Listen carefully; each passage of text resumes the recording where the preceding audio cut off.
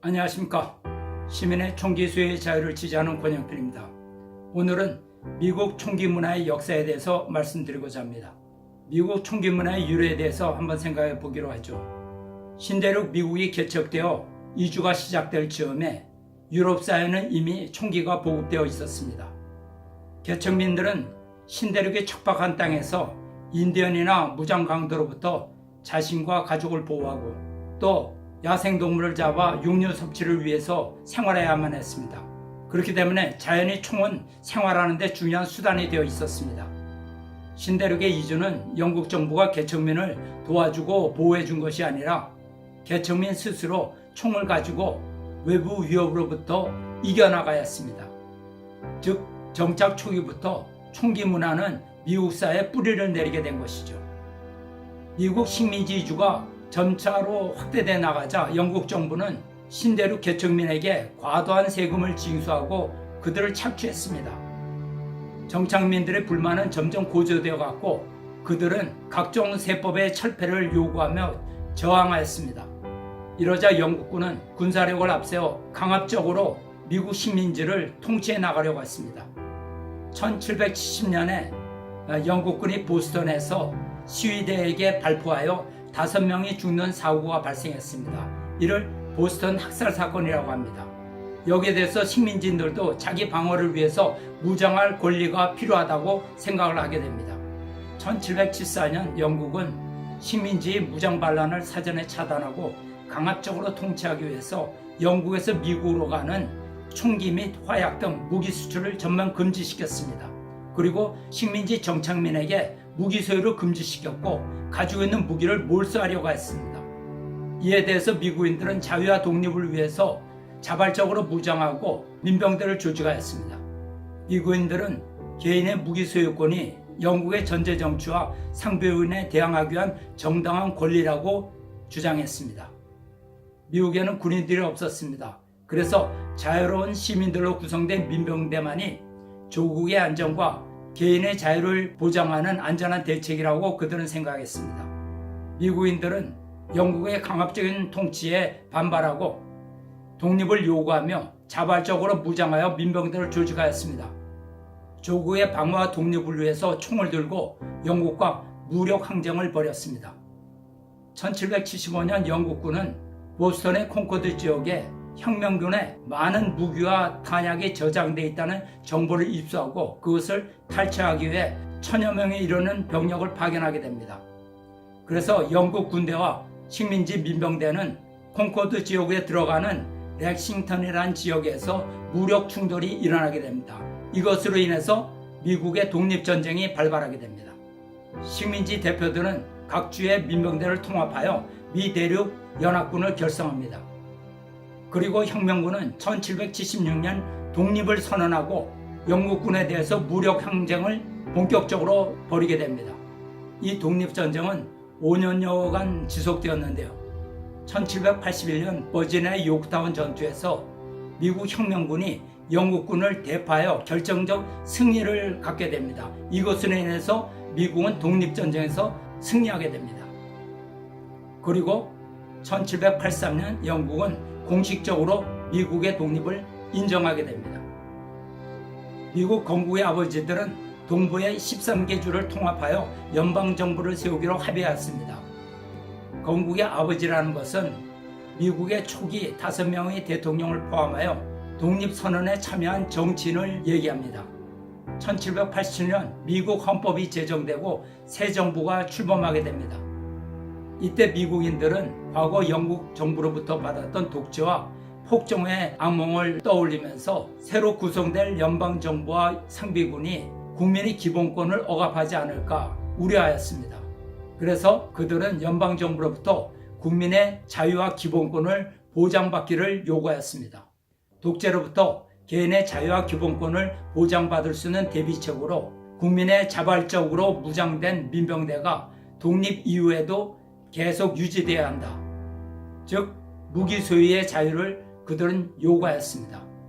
미국인들은 헌법 비준에 동의하는 조건으로 국민의 기본권을 자세히 명시한 조항이 헌법에 추가돼야 한다. 이렇게 요구하였습니다. 그 결과 제임스 매디슨의 주도하에 10개항의 수정조항이 헌법에 추가됩니다. 그러니까 이 수정헌법은 연방정부나 연방의회에 대항하여 개인의 자유와 권리를 보장하고 각 주의 독립성과 효율성을 보장하는 조항으로 이루어져 있습니다.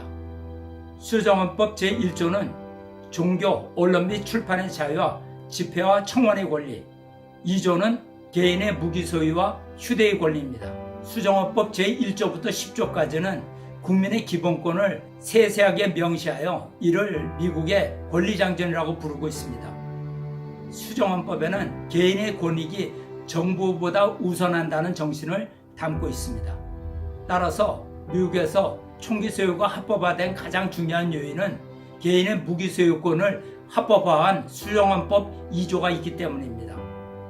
미국인들에게 총기 소유는 전제적인 정부에 맞서는 국민의 기본권으로 총은 전제 정치에 대항하는 상징으로서 인식되고 있는 것입니다. 수정헌법 제2조는 무엇이냐?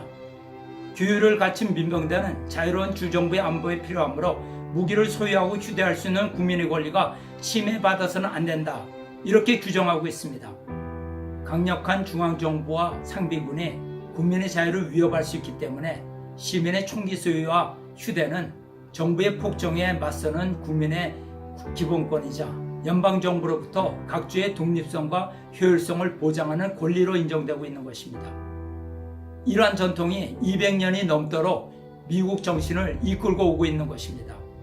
시민의 총기 소유와 휴대의 사상적 근거는 어디서 찾을 수가 있을까요?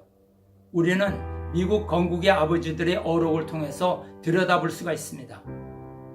존 애덤스는 모든 시민은 공격을 위해서가 아니라 자신을 스스로 방어하기 위해서 무장할 권리를 부여받았다. 이렇게 얘기했습니다. 또 조지 메이슨은 상비군에 대항하여 시민들은 무장할 권리가 있다. 국민을 무장해제시키는 것은 국민을 노예화시키는 가장 효과적인 방법이 될 것. 이렇게 언급하였습니다. 즉, 무장해제시키는 것은 국민을 노예화시키는 방법이 될 수 있다. 이렇게 주의를 줬습니다. 토마스 제퍼슨은 정부가 국민의 기본권을 무시하고 탄압할 때는 정부를 전복시키고 새로운 정부를 조직하는 것이 당연한 국민의 권리이다. 이렇게 얘기했습니다. 독립선언서를 한번 보시죠. 모든 사람은 평등하게 태어났으며 조물주는 몇 개의 양도할 수 없는 권리를 부여했는데 그 권리 중에는 생명과 자유와 행복의 추구가 있다. 이 권리를 확보하기 위해 인류는 정부를 조직했으며 정부의 정당한 권력은 국민의 동의에서 유래된다. 또 어떠한 형태의 정부이든지 이러한 목적, 즉 국민의 기본권이죠. 이러한 목적을 파괴할 때는 언제든지 정부를 변혁시키거나 폐지시킬 수 있으며 국민이 가장 안전하고 행복할 수 있는 원칙의 기초를 둔 새로운 정부를 조직하는 것이 국민의 권리이다. 여러분, 이것이 미국의 독립정신입니다. 만약 정부가 잘못된 방법으로 국민을 통치할 때는 국민은 정부를 폐지시킬 수 있는 권리가 있다. 이것을 분명히 얘기했습니다. 토마스 페인은 만약에 무기가 존재하지 않는다면 세계의 모든 나라는 평등한 관계가 유지될 것이다. 그러나 무기를 사용할 수 있는 힘을 가진 국가와 무기 사용을 박탈당한 국가가 충돌한다면 무서운 재앙이 닥칠 것이다. 왜냐하면 약자는 강자에게 희생이 될 것이 뻔하기 때문이다. 이렇게 주의를 줬습니다. 즉 시민의 무장화는 전제적인 정부에 대해서 시민의 자유와 독립을 지키는 요체가 된다. 이런 뜻입니다. 미국 건국의 아버지들의 이러한 견해는 수정헌법 제2조에서 언급된 무기 소지와 휴대의 자유는 집단으로서 민병대에 한정된 것이 아니라 국민의 개인적이고 자발적인 권리라는 것을 분명히 얘기하고 있습니다. 여러분, 수정헌법 제2조의 목적은 국민의 혁명의 권리를 언급하고 있습니다. 무장한 시민이 전제정치에 대항할 수 있는 권리를 정당화하고 있습니다. 즉, 무기를 소유하고 휴대할 수 있는 권리는 각 주의 민병대에 한한 것이 아니라 각 개인의 권리에 속한다는 것을 분명히 얘기하고 있습니다. 토마스 제퍼슨은 총을 가지지 못한 사람은 진정한 자유인이 아니다. 이렇게 얘기했습니다. 이것이 무슨 뜻입니까? 진정한 자유인이 되기 위해서는 반드시 총을 소유해야만 된다. 이것을 얘기하고 있는 것이죠. 좌파 정부는 미국의 건국 이념을 부정하려는 것인가? 총기 소유가 범죄를 일으킨다는 것을 핑계로 삼아서 국민의 기본권을 박탈하려는 것은 미국의 건국 정신을 부정하는 것입니다. 미국의 건국 이념이 무엇입니까?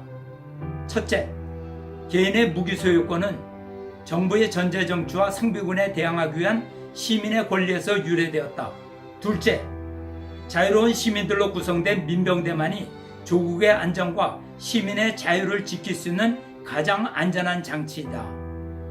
이것이 미국의 건국 이념입니다. 그런데 뭐 사이코가 총기를 난사했다, 위험하다, 그러니까 총기를 거둬야 된다, 이런 수준이 아니라는 거죠. 여러분, 미국이 세계의 최강의 국가, 최고의 인권 국가가 되어 세계인들로부터 모범국가로 존경을 받는 이유는 무엇입니까?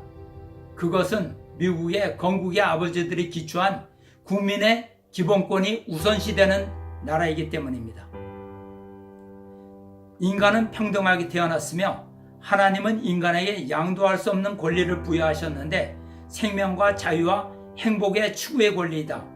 어떠한 형태의 정부이든지 국민의 기본권을 파괴할 때는 언제든지 정부를 변혁시키거나 폐지하고 새로운 정부를 조직할 수 있다.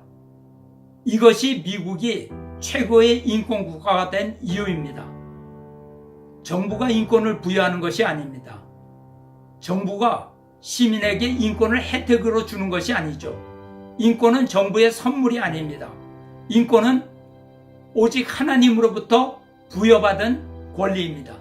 그러니까 인권은 누구에든지 어떤 정부에든지 빼앗길 수가 없는 것입니다. 진정한 인권이라는 것은 정부가 부당한 방법으로 시민을 억압할 때 시민이 그 정부를 폐지시킬 수 있는 권리, 이것이 진정한 인권입니다. 전체 시민의 무장화가 바로 전제적인 정부에 대항하여 시민의 자유와 독립을 지키는 요체가 된다. 즉, 시민에게 부당한 정부를 언제든지 변혁시키거나 폐지시킬 수 있는 권한을 주는 것이다. 시민이 국가의 주인이다. 정부가 국가의 주인이 아닙니다. 시민이 국가의 주인입니다. 정부는 시민에게 봉사하는 종일 따름입니다. 시민을 무장해제시키려는 정부의 의도는 시민을 노예화하려는 가장 확실하고 효과적인 방법이 된다. 조지 메이슨이 얘기했습니다. 즉, 시민의 무장해제는 시민의 노예화로 직결될 수 있다는 것이죠. 그러니까 여러분, 확실히 알아야 됩니다. 좌파 정부와 좌파 언론의 시민 총기 규제의 의도는 사기입니다. 시민의 총기 소유가 총기 난사 사건의 원인이 될 수가 없습니다. 총기 규제의 의도는 시민의 무장의 자유를 빼앗아 독재 권력으로 시민을 노예하려는 저 공산주의 글로벌리스트의 세계 단일 정부 음모일 따름입니다. 결론적으로 시민의 총기 규제 의도는 사기입니다. 사악한 음모가 숨어 있습니다. 정확히 얘기해서 시민을 위험에 빠뜨리는 것은 시민 총기 소유의 자유가 아니라 시민 총기 규제의 음모입니다. 시민의 총기 소유는 미국의 독립을 이끈 위대한 미국의 건국 정신입니다. 세계 최고의 자유민주주의 인권국가, 세계 최강의 미국을 만든 위대한 미국 정신입니다. 이상입니다. 경청해 주셔서 감사합니다.